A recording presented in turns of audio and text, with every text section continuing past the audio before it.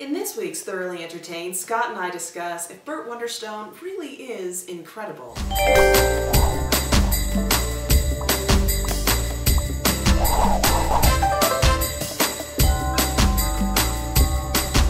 So we saw The Incredible Burt Wonderstone. A quick summary of the movie is it stars Steve Carell and Steve Buscemi as best friends from childhood who start doing magic because they feel like if they do magic, then everyone will love them. And so they have worked their way up to the Las Vegas stage and become big superstars in Las Vegas. But as the relationship starts to disintegrate, a new magician comes on the scene played by Jim Carrey, who does extreme and dangerous acts and things that are kind of changing the audiences that go to watch magic. And you see the show fall apart, they stop being popular, and they have to kind of reform themselves as a duo to become stronger than they ever were separately. So one of the things I really liked about this movie, Burt Wonderstone, The Incredible Burt Wonderstone. Incredible Burt Wonderstone. You can't forget The Incredible. The Incredible Burt Wonderstone. It's got such a dense cast of so talented comedians. Yeah. Alan Arkin, James Gandolfini, Steve Carell, Steve Buscemi, Jim Carrey, like, it really, and Jay Moore, like, they were all, you know, they're all strong actors. And so I liked the fact that they had a rich body to play off of with the comedic staff of this particular film.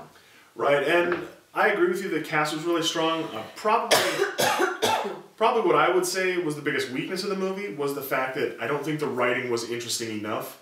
I think that with so many, you know, interesting little things they could have played with, for instance, like the magician, like the magician's bar, which is something that we thought was kind of a really funny idea, or when Bert's playing at the old folks' home, or there's all these really funny setups that they don't really play off of very much. That you think, oh, boy, it would have been really funny if they would have kept going down this road, and you see them stop short a lot of the time so they can transition to something less funny.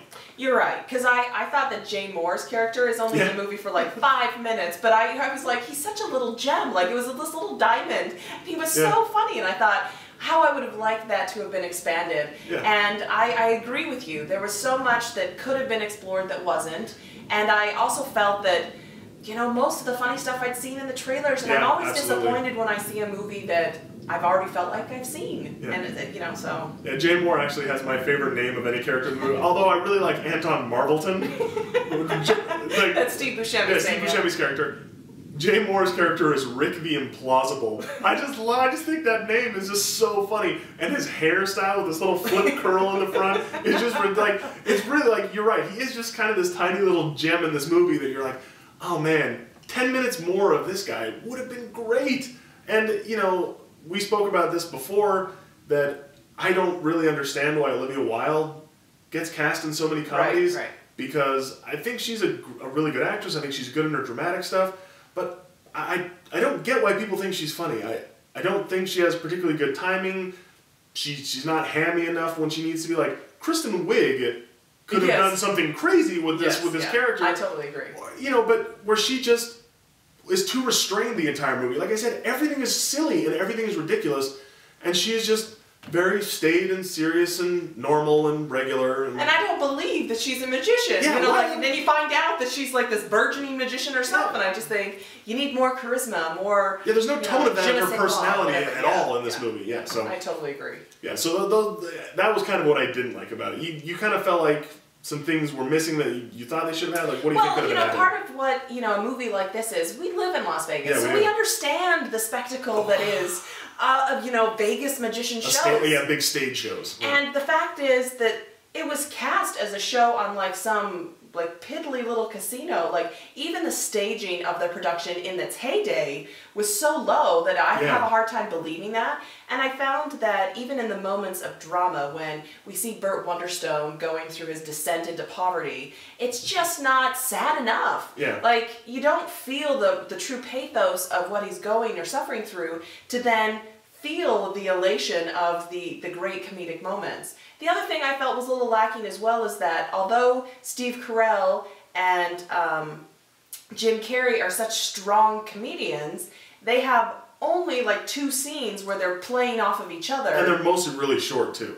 And I would have liked to have seen more of that for them to really like unleash their wild beast. Well, and especially because their characters are such contrasting views of what a magician is. Like, you know, Steve Carell is very much the Siegfried and Roy, David Copperfield, velvet outfit with the poofy hair and all those crazy things. Like, whereas, you know, you look at Jim Carrey's character, and he's the goth, brooding, Chris Angel, David Blaine type of magician who doesn't do traditional magic tricks so much as he does kind of stunts. Yeah.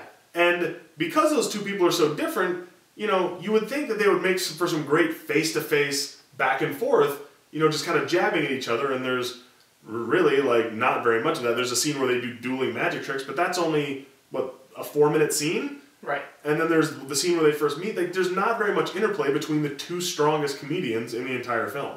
So I didn't understand why there wasn't more of that. Right. So as a whole, for our viewers, we rated it a solid C. Yeah, C is about as good as we could go with it. You know, it's funny. You don't have to see it in the movie theater. You'll laugh when it's on TV or DVD or whatever, but... Yeah, and there'll be a couple of things that kind of make you crack up a little bit, but overall I don't think you're going to get the sense that, wow, I saw a great beginning to end comedy. Right. Because there's just not enough times where you will laugh. Like, big belly laughs. Right. Although I will say that at the very end, the closing scene, like, don't leave if you're seeing it in the theater. Like, wait through the credits, because they show how they execute the final their big last grand illusion. Yeah, it's and that's very amusing. funny. Yeah, I thought that was funny. Yeah, and it's sad that maybe the funniest scene in the entire movie is playing during the credits. That kind of tells you a little bit about what you need to know about this movie. That the funniest scene's playing during the credits. Right. Next week on Thoroughly Entertained, we'll be reviewing the new DreamWorks animated movie, The Croods, as well as the Tina Fey, Paul Rudd comedy, Admission. Thanks for watching this week's episode of Thoroughly Entertained. Please click the like button down below if you liked the video. Tell us what you thought about the Incredible Burt Wonderstone. Specifically, which character did you like better, Burt Wonderstone or Steve Gray? And also, share the video with your friends. Subscribe to our YouTube channel, and if you'd like to see more of our reviews, you go to our website at www.thoroughllyentertained.com, and please join us on our quest to become thoroughly entertained.